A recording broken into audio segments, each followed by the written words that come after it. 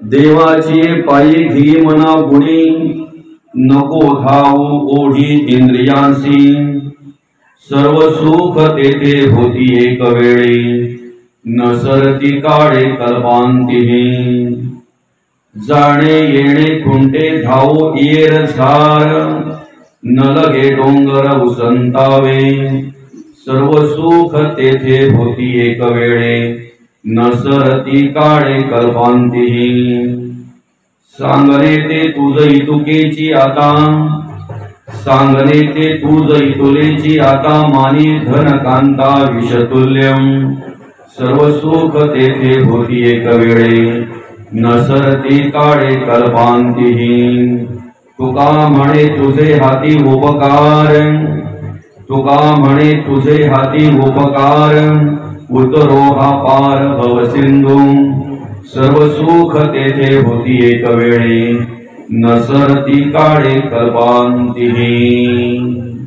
प्रस्तुत प्राप्त समयी आजच्या या प्रवचन रूपी सेवेकरिता घेतलेला अभंग देऊचे सुप्रसिद्ध साधू वैराग्याचे महामेरू जगद्गुरु जगद्वंदनीय श्री संत महंत श्रीमंत श्री तुकाराम महाराज आणि श्री महाराजांच्या गाथेतील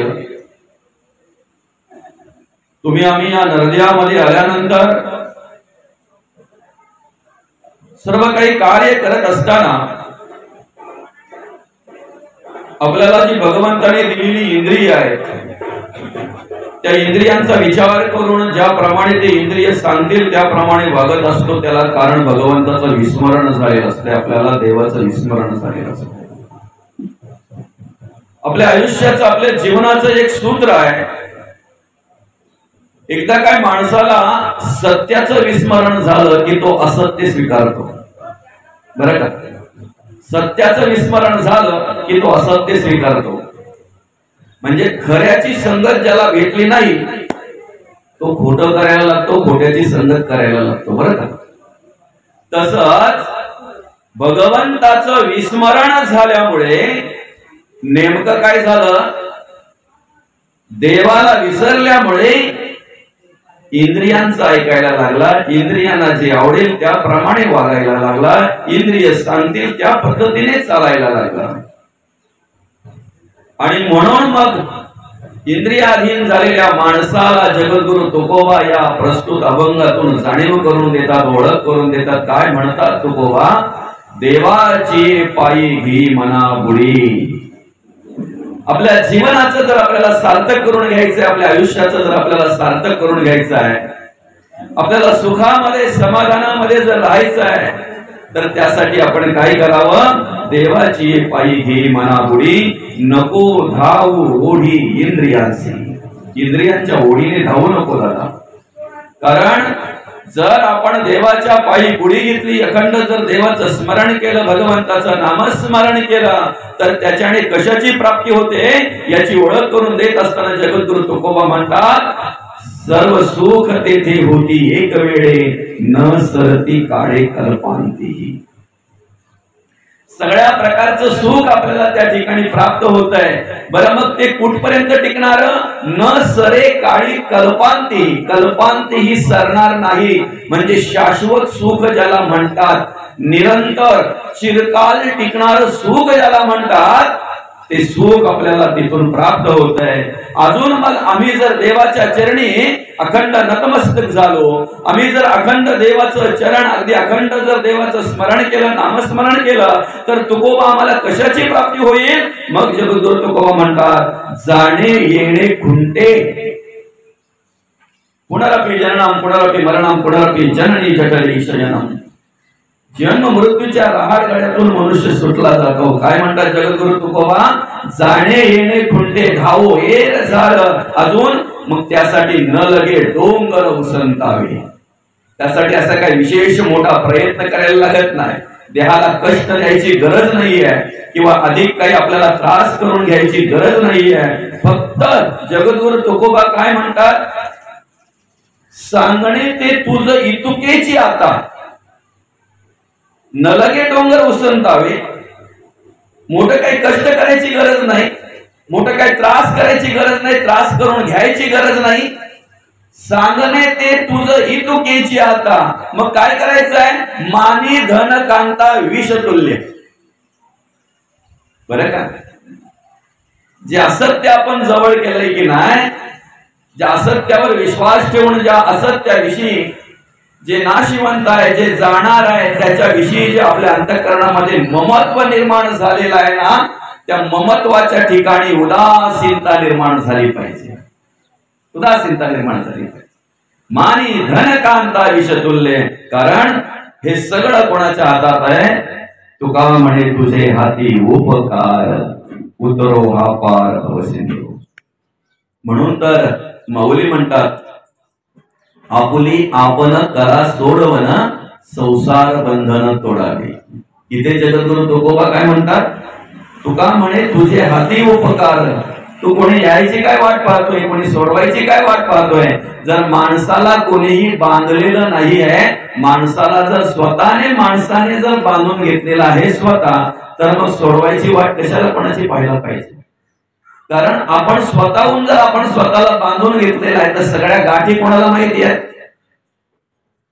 आपण मारलेल्या गाठी आपल्यालाच माहिती आहेत ना. म्हणून मग आपुली आपण करा सोडवन, संसार बंधन तोडावे. ही खऱ्या अर्थाने जगद्गुरु तुकोबा या ठिकाणी आपल्याला ओळख करून देतात.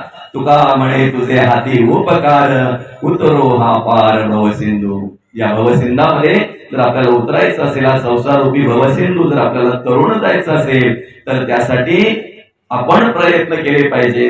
पोहायला आपण शिकलं पाहिजे. आपण आपल्या हातापायांची हालचाल केली पाहिजे, आहे की नाही? सांगणारा जो असेल, मार्गदर्शक जो असेल, त्याने हातापायांची हालचाल करून बुडणारा करेल का? एखादा नदीमध्ये पाण्यामध्ये पडलेला आहे, खोल अशा तलावामध्ये पडलेला आहे, त्याला बाहेर पडायचंय, त्याला निघायचंय, सुटायचं आहे. वरून जो उपदेश करतोय किंवा त्याला काढण्यासाठी जो आतमध्ये गेलेला आहे, बरं का, आपण स्वतः सुद्धा हात पाय हलवले पाहिजे, तेव्हा तो निघता येईल, तिथून भवसिंधू तरता येईल, अन्यथा नाही. असो, अभंगावर अर्थपूजा बांधण्याआधी, अभंगावर चिंतन करण्याआधी, अभंगावर विवरण घेण्याआधी, ज्या निमित्ताने या ठिकाणी आपण ही प्रवचन सेवा आयोजित केलेली आहे, या रुंदे गावातील हे चौधरी परिवार आणि या रुंदे गावातील हे सर्वात मोठं परिवार, चौधरी परिवार म्हटल्यानंतर, बरं का, मी म्हणेन आजचं कालचं नाही, सोडविना राजा देशीचा चौधरी, बरं का, चौधरी परिवार. जगद्गुरु तुकोबांनी त्या अभंगामध्ये सांगितलेलं आहे काय? सोडविना राजा देशीचा चौधरी. सृष्टीची निर्मिती करताना, उत्पत्ती करताना सप्तऋषींपासून सगळं काही निर्माण झालेलं आहे.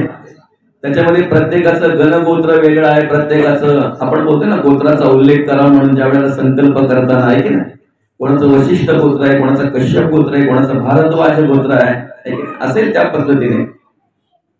त्या पद्धतीने काही आडनाव असेल की ती पूर्वीपासूनची आहेत, बरं का. त्यापैकी एक चौधरी आडनाव, हे कुठल्या आडनावापासून तयार झालेलं नाही. चौधरी आडनाव हे पहिल्यापासूनच आहे. अभ्यास करा. भोईर आडनाव हे पहिल्यापासूनच आहे. शिंदे आडनाव हे पहिल्यापासूनच आहे.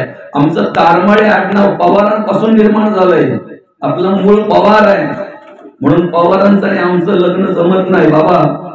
हे आताच्या माणसाला नाही करणार, मी लय जुना ना, असं म्हणण्याचा उद्देश नाहीये माझा. शोधलं पाहिजे आपण, आहे की ना. आणि ही माहिती गोळा करून आपण पुढच्या पिढीसाठी संग्रहित ठेवली पाहिजे. ही माहिती गोळा करून पुढच्या पिढीपर्यंत संग्रहित ठेवले पाहिजे, असो आपला विषय आहे. या रुंदे गावातील सर्वात मोठा परिवार अर्थातच चौधरी परिवार. आणि या चौधरी परिवाराचे पिता श्री कैलासवासी तुकाराम दुंदा चौधरी बाबांना मागच्या वर्षी 7 सप्टेंबर 2023 रोजी देवाज्ञा झाली. त्यांचं दुःखद असं निधन झालं. वृद्धापकाळाने निधन झालं. त्यांच्या पश्चात आमचे किसन दादा असतील, काशीनाथ दादा असतील, जय दादा असतील, पुंडलिक दादा असतील. आणि खऱ्या अर्थाने मी आजही त्यांच्या चरणी नतमस्तक होतो. आमच्या तारमाळी परिवारातील रायते गावातील आमचे बाबा या ठिकाणी बसलेले आहेत. मी पुन्हा एकदा नतमस्तक का होतो माहिती आहे का? पुरुषाने पत्नीची सेवा कशी करावी याचं आदर्शयुक्त उदाहरण म्हणजे आमचे तारमाळे बाबा, अर्थात या चौधरी परिवाराचे जावई. बरं, त्यांनी मला सांगितलं नाही, गाववाल्यांनी सांगितलं, गावातल्या लोकांनी सांगितलं. मागच्या वर्षी ज्या वेळेला आईसाहेबांचं निधन झालं त्यावेळेला गावातल्या लोकांनी सांगितलं की त्या माणसा एवढी सेवा आमच्या आयुष्यात तरी, बरं का, त्या माणसा एवढी पत्नीची सेवा आमच्या आयुष्यात तरी कोणीही केलेली आम्ही बघितलेली नाही.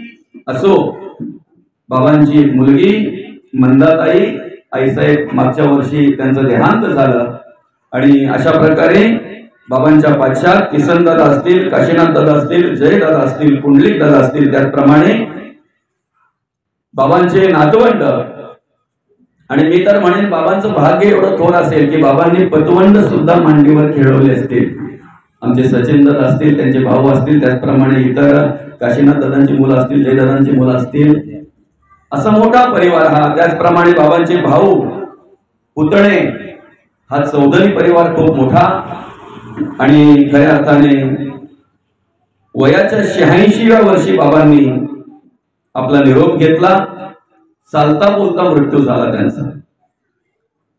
आज गोकुळाष्टमी, गोपाळ काला, बरं का, कालचा उपवास होता आणि मस्त की बाबांनी उपवास केला.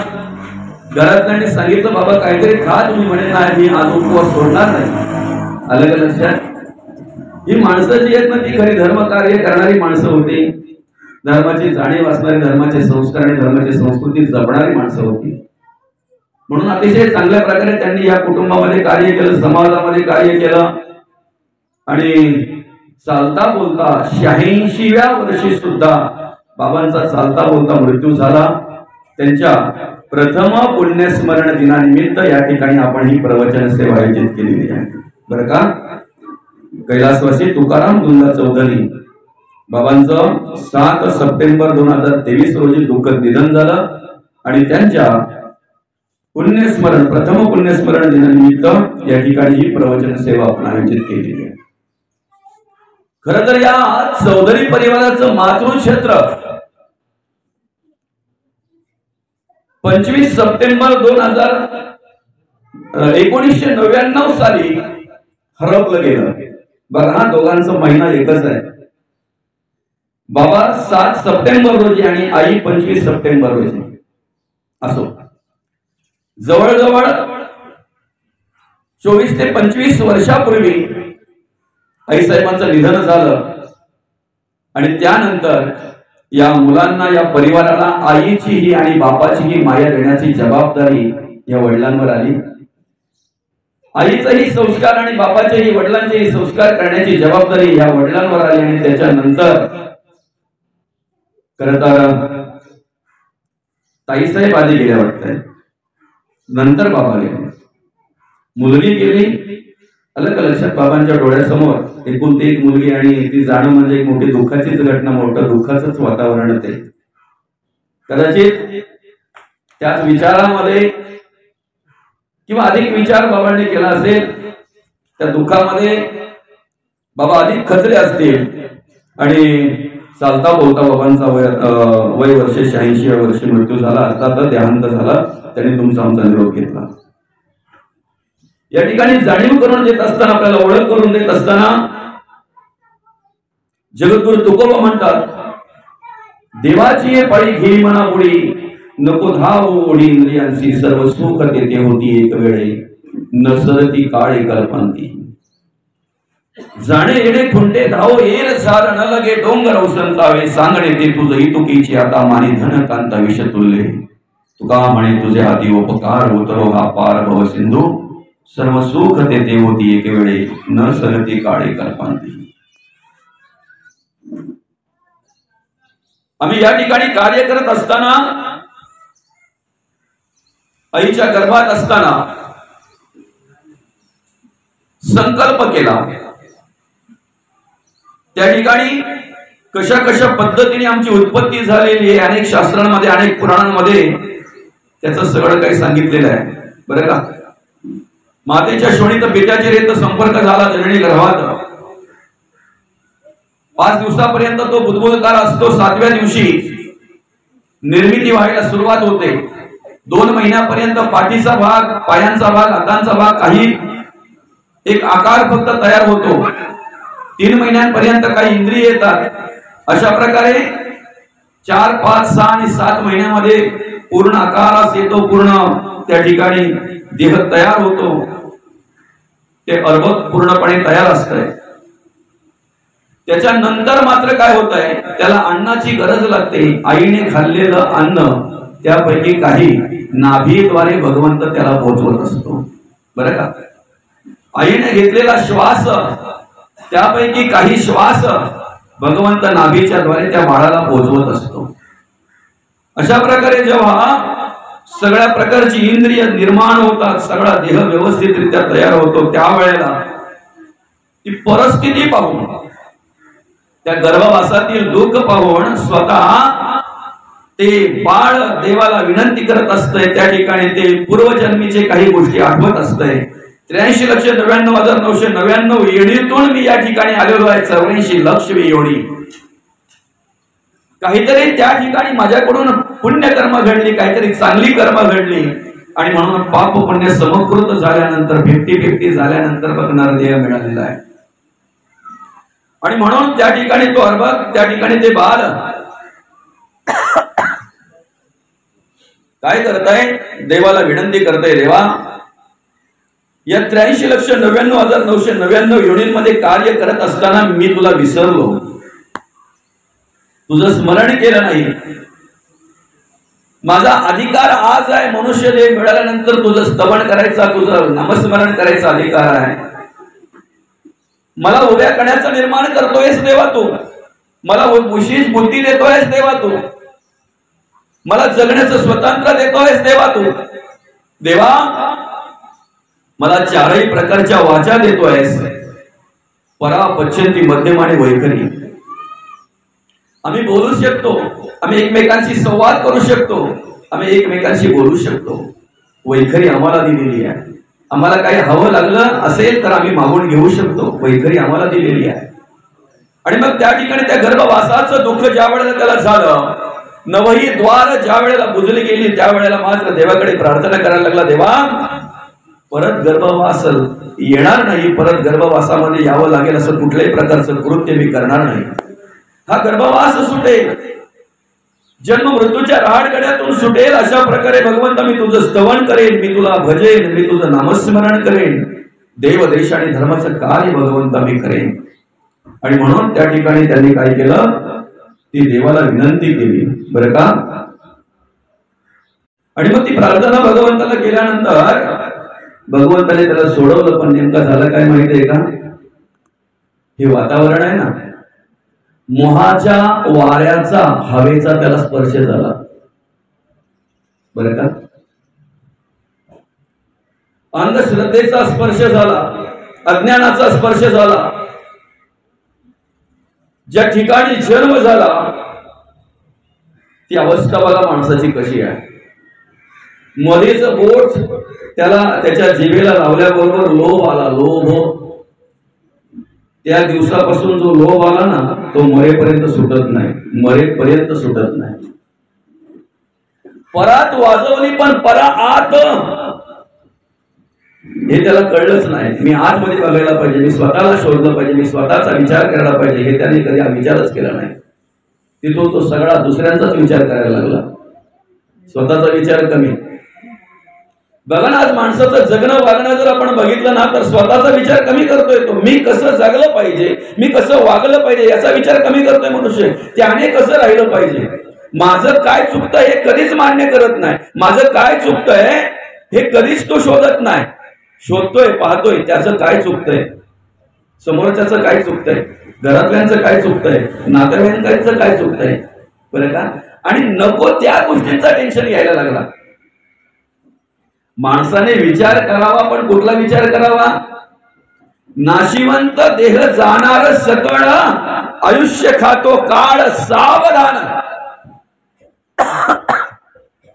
काय विचार करावा, जगद्गुरु तुकोबा म्हणतात, आपल्या आयुष्यात आपण एक विचार करावा, क्षणोक्षणी हाची करावा विचार, तरावया पार भवसिंधू.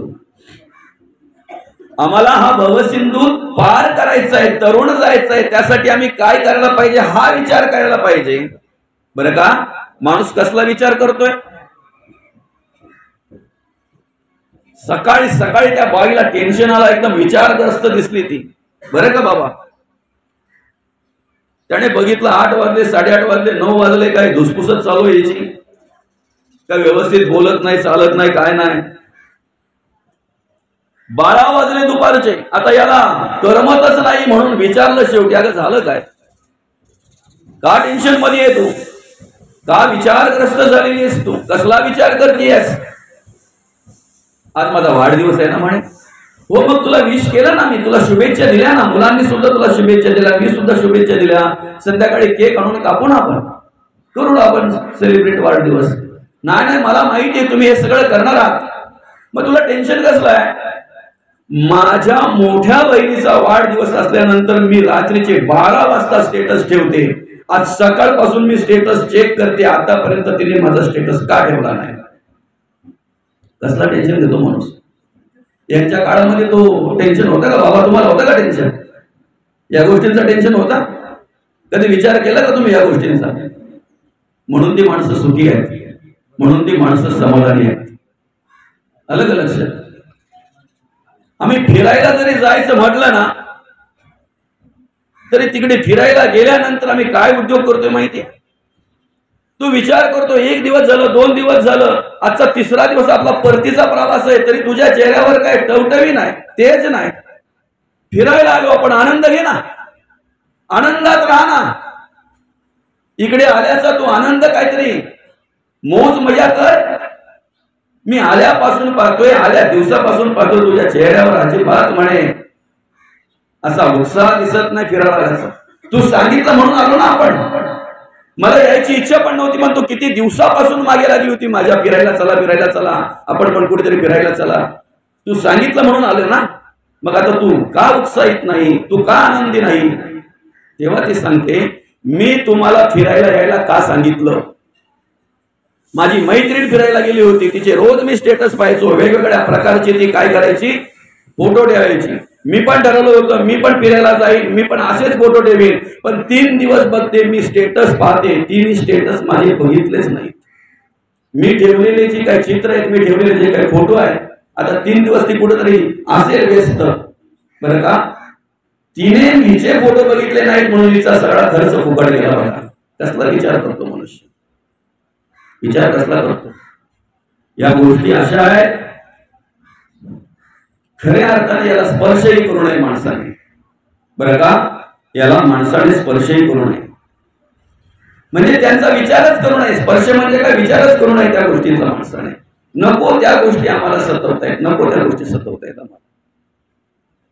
आम्हाला काय हवं आहे याचा विचार आम्ही कमी करतोय, शेजाऱ्यांचा, इतरांचा विचार आम्ही जास्त करतोय. आम्हाला प्राप्त झालेल्या आनंदाचा, आम्हाला प्राप्त झालेल्या वस्तूचा आनंद घेण्याऐवजी आम्ही शेजाऱ्यांना प्राप्त झालेल्या वस्तूंचा दुःख अधिक करून मानतोय. म्हणून आमच्या जीवनामध्ये सतत सतत दुःख प्राप्त होत असते. म्हणून आम्हाला सतत दुःख प्राप्त होत असते. त्याला कारण हेच आहे. आणि म्हणून अज्ञानाने ग्रासला आम्हाला, अंधश्रद्धेने ग्रासला, भ्रम निर्माण झाला आमच्या अंतःकरणामध्ये. आणि म्हणून अवस्था अशी झाली, ज्या सत्याचा विचार करायला हवा, आम्ही ज्या सत्य गोष्टीचा विचार करायला हवा, त्या गोष्टीचा विचार न केल्यामुळे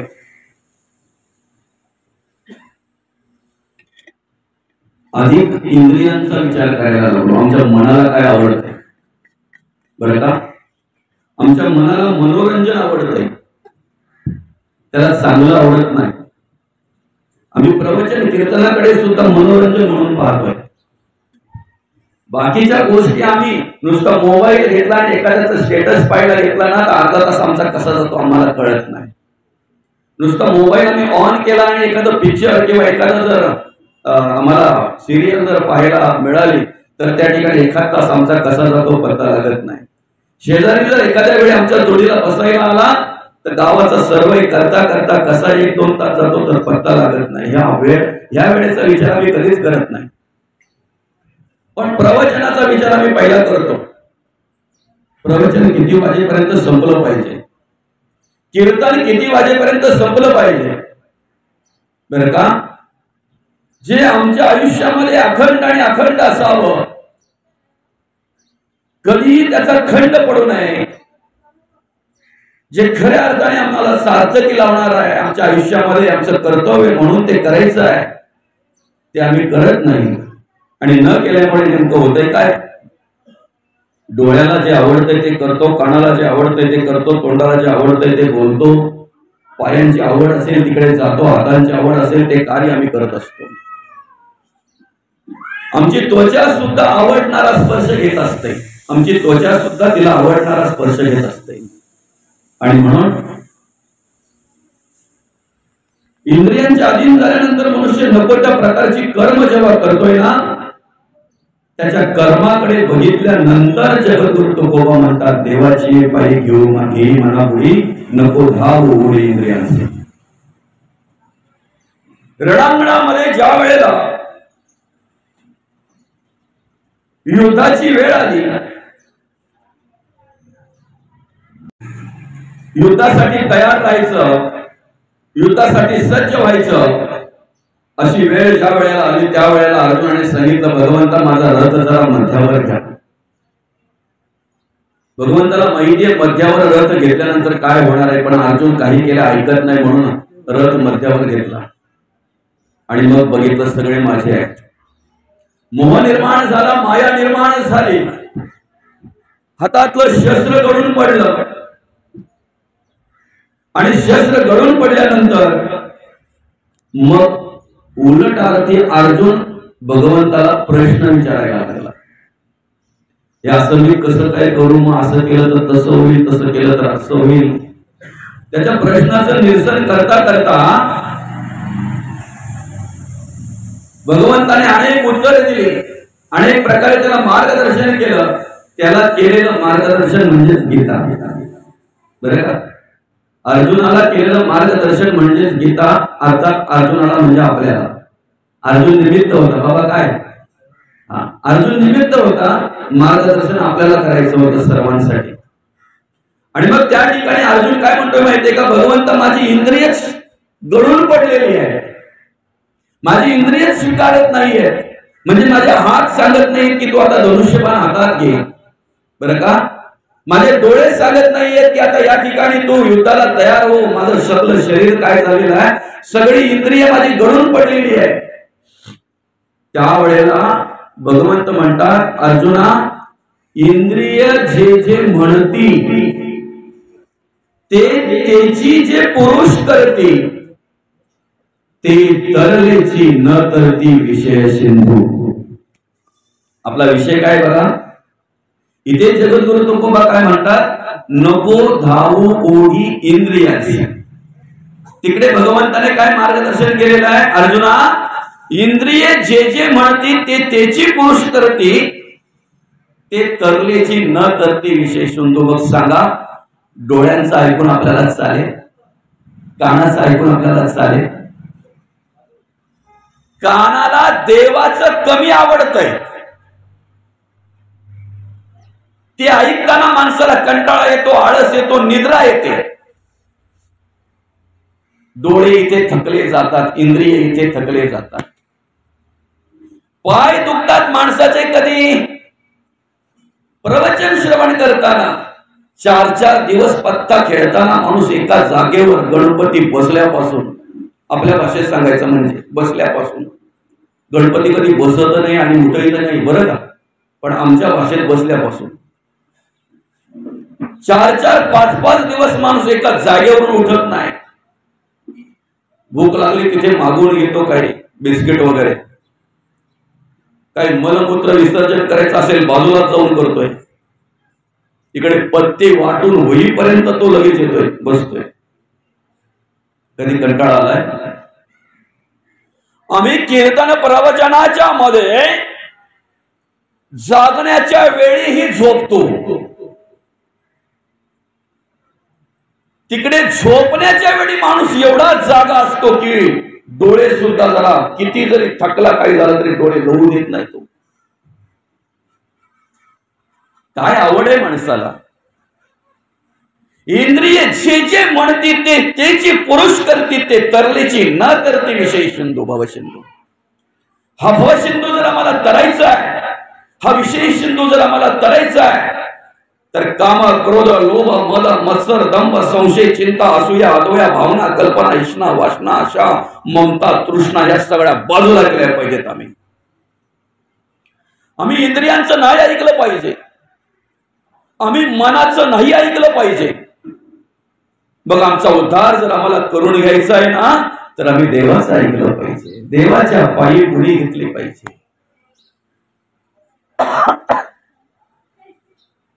आता ज्याच्या पायी गोळी घ्यायची तो देव कसा याची ओळख घेतली पाहिजे. बरं का, जगी पाहता देव कोट्यान कोटी. आमच्या बांधावर पूर्वी एकच देव होता, पण नारळ फोडाला नेलेला दगडही पुढच्या वर्षी देव झाला. बरं का, कारण शेंदूर राहिला थोडा लावता लावता एका दगडाला, एका देवाला राहिलेला त्या दुसऱ्या दगडाला फक्त हात पुसले त्याने. जगी पाहता देव कोट्यान कोटी, पण जया मानली भक्तीचे तेचे मोठी. एका राजाला प्रश्न पडला, देव कसा आहे, देव कोठे राहतो, देव काय खातो आणि देव काय करतो. राजाचे प्रश्न. बरं का, प्रत्येक माणसाला हा प्रश्न पडायला पाहिजे, प्रत्येक माणसाला हा प्रश्न पडायला पाहिजे. अलग लक्षात, प्रत्येक माणसाने या गोष्टीवर विचार करायला पाहिजे. देव काय करतो, देव कोठे राहतो, देव काय खातो आणि देव काय करतो, देव कुठे आहे, हे प्रश्न पडायला पाहिजे. राजाला पहिला प्रश्न पडला, देव कसा आहे, देव कुठे राहतो, देव काय खातो आणि देव काय करतो. लक्षात ठेवा बरं का, कारण माझ्या लक्षात राहील असं काही सांगू शकत नाही. 4 प्रश्न. सभा बोलावली, सगळे प्रधान मंडळ, सगळं पंडित, सगळे वेदांचा अभ्यास केलेले त्या राजवाड्यामध्ये जेवढे होते तेवढ्या सगळ्यांना बोलावलं. त्या सभेमध्ये सगळ्यांना प्रश्न केला राजाने. सगळ्यांनी प्रश्नाचं उत्तर देण्याचं कार्य केलं, काम केलं, पण राजाचं समाधान झालं नाही. राजाला समाधानकारक उत्तर भेटले नाहीत. आणि म्हणून मग सभा संपल्यानंतर राजा एकांतात जाऊन विचार करायला लागला. आपल्याकडे मोठमोठे पंडित आहेत, या 4 प्रश्नांचं समाधानकारक उत्तर जर त्यांना देता आलं नाही, तर जो कोणी या प्रश्नांचं उत्तर देईल तो साधा सुद्धा नसेल. बरं का, जो कोणी या प्रश्नाचं उत्तर देईल तो साधा सुद्धा नसेल. जर ह्या प्रश्नांचं उत्तर एखाद्याने दिलं तर तो साधा नसेल, कारण मोठमोठे पंडित, मोठमोठे वेदांचा अभ्यास केलेली माणसं, पण ते सुद्धा समाधानकारक त्या ठिकाणी उत्तर देऊ शकले नाहीत. आणि म्हणून मग राजाने काय केलं माहितीये का, दवंडी द्यायला सांगली प्रधानाला. संपूर्ण तेवढ्या राजवाड्यामध्ये सगळ्यांना सांगितलं, राजासाहेबांचे 4 प्रश्न आहेत, त्या प्रश्नांची उत्तर जो कोणी देईल, ऐका हा, त्याला राजा 2 दिवस राजगादीवर बसून त्याची सेवा करेल. त्याला राजा 2 दिवस राजगादीवर बसून 2 दिवस त्याची सेवा करेल राजा. 1 दिवसाचा मुख्यमंत्री आपला अनिल कपूर असू द्या. काय झालं, ती दवंडी दिली सर्वत्र, सगळीकडे त्यांनी तो हे केला, प्रसार केला त्या गोष्टींचा. असू द्या, हरकत नाही दादा, जसं आहे तसं राहिलं तरी चालेल. बरं का, आपल्याला इथे माणसांना सगळ्यांना व्यवस्थित आवाज येतो ना, हरकत नाही, आपल्याला आवाजाला पण झाला. असू द्या. आता काय झालं, कोणी काही पुढे येत नाही, पण एक शेतकरी माणूस हो, अलग लक्षात, पण विवेकी होता, ज्ञानी होता. शेतात काम करता करता भगवंताचं नामस्मरण करायचा, वेळ मिळाल्यानंतर ग्रंथ वाचायचा. लक्षात आलं ना तुमच्या? ही माणसं कधी समाजात दिसत नाही, जी असं म्हणतात थोडाफार असेल ना, ती जास्त करून समाजात दिसत असतात बरं का. पण जी खऱ्या अर्थाने ज्ञानी माणसं असतात ना, ते अहंकार रहित अशा प्रकारे समाजामध्ये कार्य करत असतात. आणि मी तर म्हणेन परमार्थिक माणसाने अहंकार रहितच असावं, अहंकार नको त्यांच्याकडे. आणि असा तो माणूस आपल्या साध्या ड्रेसमध्ये त्या प्रधानाला भेटला. प्रधानाला सांगितलं, म्हणे मी राजांच्या प्रश्नाचं उत्तर देऊ शकतो. अरे म्हणे मोठमोठे नाही देऊ शकले, मोठे वेदांचा अभ्यास केलेले मोठमोठे पंडित आमच्याकडे आहेत, ते नाही देऊ शकले, तू काय देशील? हो म्हणे मी देऊ शकतो ना, मी देऊ शकतो. बघा म्हणे जर राजासाहेबांना समाधानकारक जर उत्तर नाही मिळालं तर लक्षात ठेव काय, तुम्ही सांगाल ती सजा भोगायला तयार आहे मी, तुम्ही द्याल ते शासन. कारण तेवढा विश्वास होता बरं का आपल्या अभ्यासावर, आपल्या जे काही आपल्याला ज्ञान आहे त्याच्यावर तेवढा विश्वास होता त्याला. आणि ठरल्याप्रमाणे अशीच एक मोठी सभा बोलवली. सगळे त्या ठिकाणी पंडित लोक, सगळे वेदांताचा अभ्यास केलेले आवर्जून आले. त्याला कारण काय, तर आमच्या उत्तराने राजाचं समाधान झालं नाही. आता जो उत्तर देणार आहे तो कशा प्रकारची उत्तर देतो ते ऐकण्यासाठी आले होते बरं का. कीर्तनाला आलेली माणसं सगळीच श्रवणासाठीच येतात असं नाही, प्रवचनाला आलेली माणसं सगळीच श्रवणासाठी येतात आणि आपल्याला काहीतरी परिवर्तन घडावं म्हणून येतात असं नाही. प्रत्येकाचा मत वेगवेगळा असतो, त्याच्यावर आपल्याला अधिक चिंतन करायचं नाही. फक्त झाली सभेला सुरुवात झाली. पहिला राजाने प्रश्न केला, देव कसा आहे? पहिला प्रश्न काय केला, देव कसा आहे? त्या प्रश्नाचं उत्तर दिलं, देव तुम्ही जसा पाहाल तसा आहे. दर्पणी प्रतिबिंब दिसे, जैशास तैसे भासे, तयाचे ते सूत्रासे आपल्याच पाशी. समजतंय? आरशामध्ये आपलं प्रतिबिंब दिसत असतंय. आम्ही जशी क्रिया करतो ना तसे प्रतिबिंब आम्हाला दिसत असतो. आम्हाला मिळालेल्या मार्गदर्शनाने, आम्हाला झालेल्या ज्ञानाने, आमच्याकडे असलेल्या अभ्यासामुळे आम्ही ज्या पद्धतीने देवाला पाहतो त्या पद्धतीने देव दिसत असतो. घटाकाश घटाकाश, मठाकाश मठाकाश, मधाकाश मधाकाश, चिदाकाश चिदाकाश. आकाश कसं आहे? आम्ही जसं पाहू तसं. आम्ही एखादा घट जर भरून ठेवला मडका पाण्याचा आणि त्याच्यात जर आकाश पाहायला लागलो तर आम्हाला आकाश तेवढंच आहे याची जाणीव होते. आम्ही आमच्या मठापुरता जर आकाशाचा विचार केला तर मठापुरता जे दिसतंय ते चिदाकाश, घटाकाश, मठाकाश आणि मध आकाश जे दिसतंय ते. पण त्या आकाशालाही निर्माण करणारा आकाश आहे, जे महत्त्व आहे. त्याला जसं तुम्ही पाहाल ना तसं तो दिसत असतो. जीवात्मा, शिवात्मा, ज्ञानात्मा आणि विश्वात्मा असे प्रकार आहेत त्याचे. आमच्या देहापुरतं कार्य करतो त्याला आम्ही आत्मा म्हणतोय. संपूर्ण विश्वामध्ये जो कार्य करतोय त्याला विश्वात्मा म्हणतोय. तोच परमात्मा आहे, तोच जगदात्मा आहे, तोच ज्ञानात्मा आहे आणि तोच सर्वात्मा आहे. प्रश्न काय? देव कसा आहे? तुम्ही जसं पाहाल तसा आहे. तुम्ही त्याच्याकडे ज्या दृष्टीने पाहाल ना त्या पद्धतीने तुम्हाला देव आहे. म्हणून अर्जुनाने देवाकडे ज्या दृष्टीने बघितलं त्याप्रमाणे त्याला देवाचं दर्शन झालं बरं का. कंसाने ज्या दृष्टीने बघितलं त्याप्रमाणे त्याला दर्शन झालं. काहींसाठी काळ म्हणून आहे. राक्षसी वृत्तीची जी माणसं आहेत, रावणाच्या वृत्तीची जी माणसं आहेत, दुष्ट कर्म जी करतायत त्यांच्यासाठी देव म्हणजेच काळ आहे.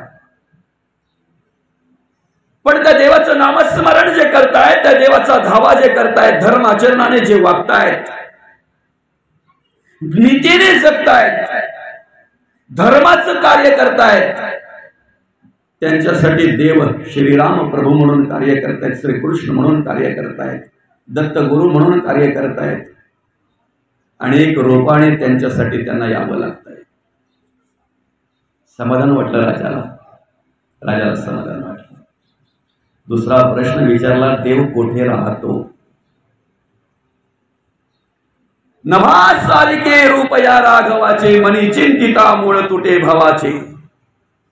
देव कुठे राहतो? मला सांगा, आकाश कुठे नाहीये?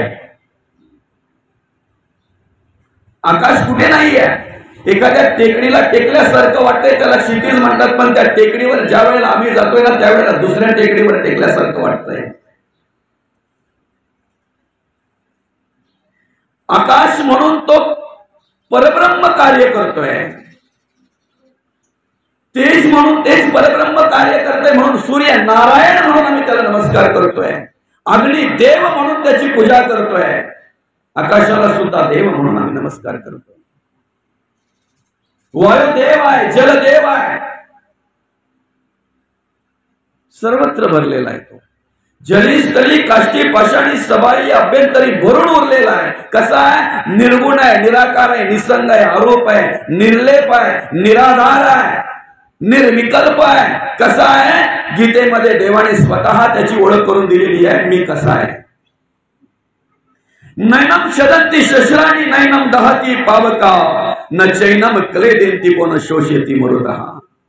देव कसा आहे? नैनम शदंती शस्त्राणी, शस्त्राने तुटत नाही. नैनम छदंती शस्त्राणी नैनम दहती पावका, अग्नीने जळत नाही. न चैनम क्लेदेंती को, चिखलाने कालवत नाही. न शोषेती मरुतः, वाऱ्याने चढत नाही असा तो देव आहे. वाऱ्याने चढत नाही असा तो देव आहे.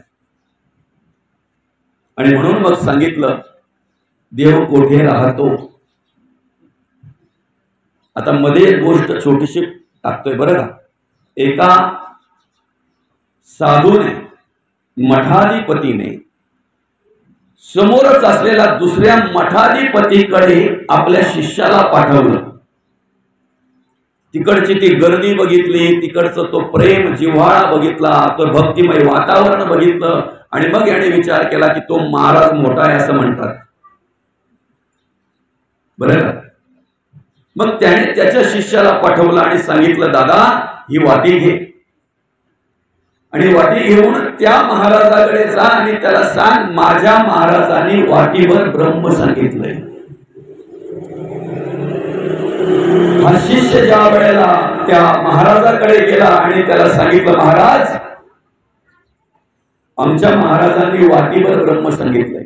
त्यावेळेला तो महाराज काय म्हणाला माहितीये का?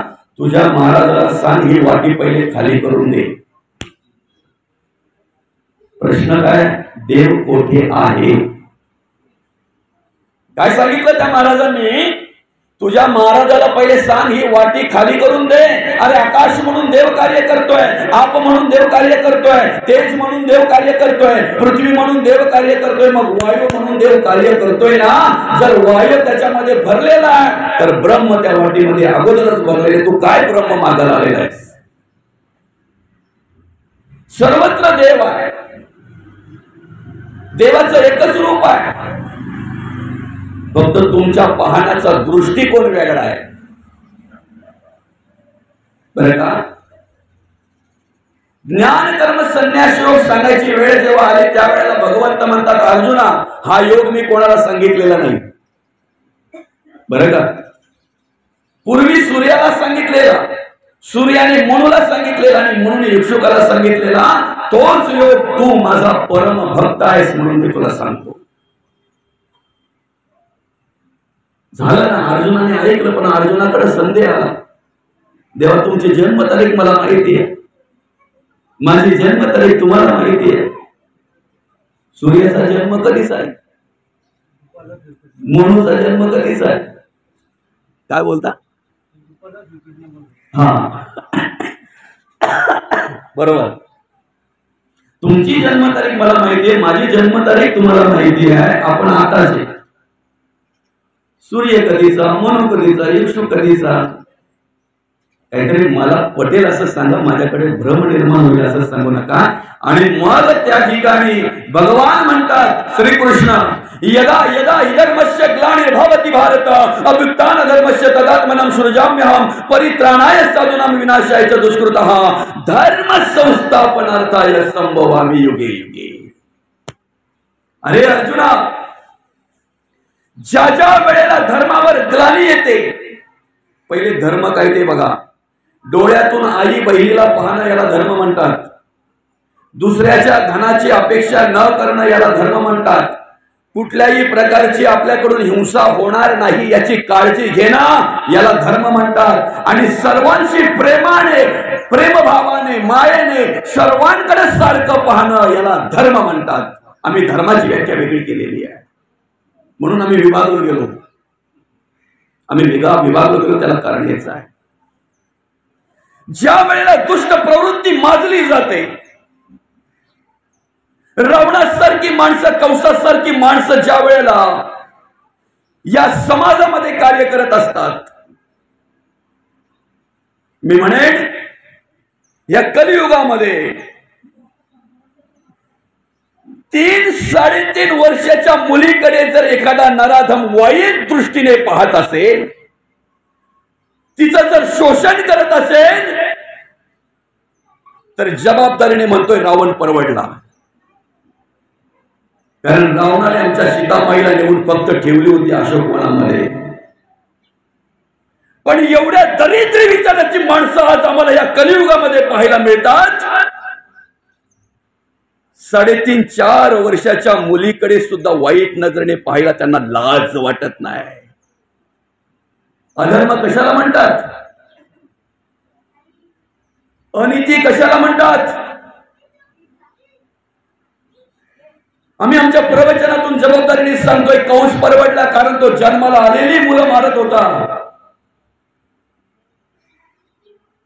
पण आईच्या गर्भात एखादं बाळ वाढतंय, त्याला या जगामध्ये यायचं आहे, हे विश्व अनुभवायचं आहे, हे जग पाहायचं आहे. पण आम्ही काय करतोय? गर्भात त्याची तपासणी करून मुलगी म्हणून आतल्या आत मारून टाकतोय, गर्भात मारून टाकतोय. सांगा ना, कंसापेक्षा पण किती दरिद्री विचाराची माणसं आज आम्हाला पाहायला मिळतात. धर्म घेऊन बसलोय आम्ही, धर्म. आमच्या घरात ग्रंथाचं वाचन झालं पाहिजे. धर्माला मान्य असणाऱ्या एखाद्या देवाचा फोटो पाहिजे. तुम्ही वाद करू नका, तुम्ही संदेह करू नका. त्याच्या घरात भगवान शिवाचा फोटो आहे, माझ्या घरात दत्ताचा फोटो आहे, त्याच्या घरात पांडुरंगाचा फोटो आहे, त्याच्या घरात आमक्याचा फोटो आहे. कोणताही असू द्या, पाहिजे. तो अमुक ग्रंथाचा अभ्यास करतो, हा अमुक ग्रंथाचा अभ्यास करतो. विभागलो गेलो ना आम्ही, विभागणी झाली ना याच्यामध्ये. काय म्हणतात भगवंत? ज्या वेळेला ही दुष्ट प्रवृत्ती माजली जाते ना, त्यावेळेला मला तुझ्या रूपामध्ये, माणसाच्या रूपामध्ये यावं लागतंय. यदा यदा हि धर्मस्य ग्लानिर्भवति भारत अभ्युत्थान धर्मस्य तदात्मनं सृजाम्यहं परित्राणाय साधूनां विनाशाय च दुष्कृतः धर्म संस्थापनार्थाय संभवामि युगे युगे. धर्माची स्थापना करण्यासाठी, दुष्टांचा नाश करण्यासाठी आणि भक्ताचं रक्षण करण्यासाठी प्रत्येक वेळेला भगवंताला यावं लागतंय. तो कुठे नाहीये, कुठे नाहीये देव. देव कुठेच नाहीये याचं स्मरण ज्याच्या अंतःकरणामध्ये आहे ना, तो भोका चोरून दूध पितो. पण देव सर्वत्र आहे. देव माझ्यात आहे, देव तुमच्यात आहे, देव सगळ्या प्राणी मात्रांच्यात आहे. ही ज्या वेळेला अनुभूती येते ना, त्यावेळेला काशीशी आणलेली गंगा गाढवाला पाजली जाते. हे नाथ महाराज आम्हाला शिकवतात. एखाद्या कुत्र्याने जर पोळी पळवली ना, तर त्याच्या बरोबर तुपाची वाटी घेऊन धावणं. बाबा रे, घास लागेल तुला, कोरडी खाऊ नको. कुत्र्यातही देव आहे. हे धर्म शिकवतोय आम्हाला, हे देव शिकवतात आम्हाला. आणि म्हणून देव सर्वत्र आहे. देव कुठे राहतो, देव कुठे राहत नाही याची जागा आम्हाला सांगा, सांगा. देव कुठे नाही. तुमच्या शरीरातली जागा सांगा, चला तुमच्या शरीरातली जागा सांगा. नखापासून केसापर्यंत देव राहतो, मी सांगतो जबाबदारीने. नखापासून केसापर्यंत एखाद्या ठिकाणी, म्हणजे त्याला चैतन्य ब्रह्म म्हणतात बरं का. ब्रह्माचे अनेक प्रकार आहेत, देवाचे अनेक प्रकार आहेत. ब्रह्म मुख्य आहे एकच, दादा एकटेच आहेत, पण त्यांच्या मुलांसाठी ते वडील आहेत, बहिणीसाठी भाऊ आहेत, भावासाठी भाऊ आहेत, आई वडिलांसाठी मुलगा आहे, बाच्यांसाठी मामा आहेत. एकच आहेत ना, पण प्रत्येकाचा पाहण्याचा दृष्टिकोन त्याच्या नात्याप्रमाणे आहे, त्याच्या नात्याप्रमाणे आहे. तसं ब्रह्म एकच आहे, पण ते ब्रह्म ज्या ठिकाणी जसं कार्य करत आहे ना, तशी त्याच्याकडे पाहण्याचा दृष्टिकोन झालेला आहे.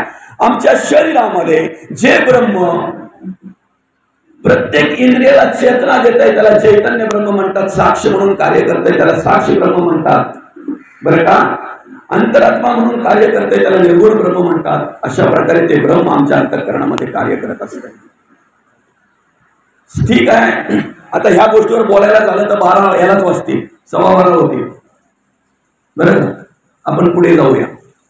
तिसरा प्रश्न आहे, देव काय खातो? मी म्हणेन दुष्टांकडे निर्माण झालेला अहंकार देव खाण्याचं काम करतोय, बरं का. दुष्टवृत्तीच्या माणसांकडे निर्माण झालेला अहंकार देव खाण्याचं काम करतोय. देव काय खातो? दुष्ट दानवांकडे जो अहंकार निर्माण होतो तो अहंकार खाण्याचं काम देव करतो. आम्ही श्रावण मासानिमित्त शिवमहापुराण ग्रंथ आता वाचतोय, बरं का बाबा. त्याच्यामध्ये एक संहिता अशी आहे, जवळजवळ 30 ते 35 अध्याय आहेत त्या एका संहितेमध्ये. टोटल अध्याय आहेत त्याच्यामध्ये 462 शिवमहापुराणामध्ये, पण एका संहितेचे अध्याय आहेत 30 ते 35 अध्याय. त्या 30 ते 35 अध्यायांमध्ये ज्या ज्या दानवाला, ज्या ज्या दुष्ट राक्षसाला आपल्याला वर दिल्याचा अहंकार झाला, अभिमान झाला, आणि तो ज्या ज्या वेळेला देवांना त्रास द्यायला लागला, इतर प्राण्या पक्ष्यांना त्रास द्यायला लागला, पृथ्वीचा विध्वंस करायला लागला, पर्वत इकडे तिकडे हलवायला लागला, बरं का. त्याच्या वागण्याने, त्याच्या जगण्याने नद्यांनी आपला प्रवाह बदलला, सागराने आपली मर्यादा उल्लंघन केली. अशा राक्षसांचा गर्व हरण करण्यासाठी देव प्रत्येक वेळेला येत असतो. देव आपल्याकडचा अभिमान खात असतो, आपल्याकडे निर्माण झालेला अभिमान देव खात असतो, बरं का. त्याच्यातही त्याला समाधान वाटलं. राजाला त्याच्यातही समाधान वाटलं. आता चौथा प्रश्न विचारणार राजा, देव काय करतो?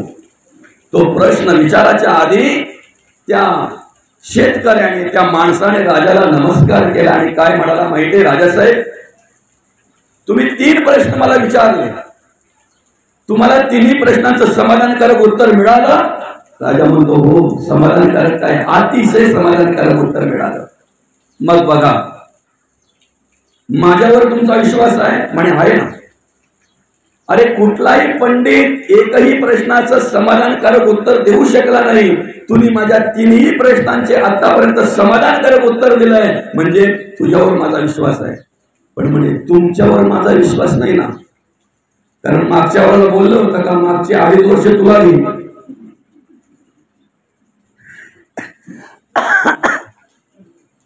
राजा, तो राजा बरं का. आणि मग राजाचं काय झालं माहितीये का? तो शेतकरी बोलला, तुमच्यावर माझा विश्वास नाही, बरं का. मग तुम्ही जे सांगितलंय, काय सांगितलंय? 2 दिवस राजगादीवर बसून तुझी सेवा करणार. चौथा प्रश्न विचारण्याच्या आधी मला राजगादीवर बसवा. ऐकताय ना? चौथा प्रश्न काय? देव काय करतो? आणि झालं बाबा, राजाने त्याला राजगादीवर बसवलं. राजा त्याच्या पायाच्या जवळ बसला. पाय दाबता दाबता राजा खालून प्रश्न विचारतो, देव काय करतो? त्या शेतकऱ्याने उत्तर दिलं. देवाच्या मनात आलं ना तर देव 1 मिनिटात राजाचा रंग आणि रंगाचा राजा करतोय. आताच बघा ना काय परिस्थिती आहे. थोड्या वेळापूर्वी तुम्ही राजगादीवर बसले होते, मी तुमच्या पायाजवळ बसलो. आता मी राजगादीवर बसलोय आणि तुम्ही माझे पाय दाबताय. म्हणून दादा, देवाचं गणित फार वेगळं आहे. फक्त त्याच्या कचाट्यात जो सापडला ना, आपण बोलतो सारी एवढी मजा करतात तरी पण एवढी आनंदात कशी, एवढी वाईट कर्म करतात तरी पण एवढी आनंदात कशी. 100 पूर्ण व्हायला पाहिजे ना बाबा. 100 पूर्ण झाल्यावर मग तो बरोबर कार्यक्रम करतो. तुमच्याकडे जोपर्यंत आर्थिक, कायिक, वाचिक आणि मानसिक संपत्ती जोपर्यंत आहे, ही शिल्लक आहे. 4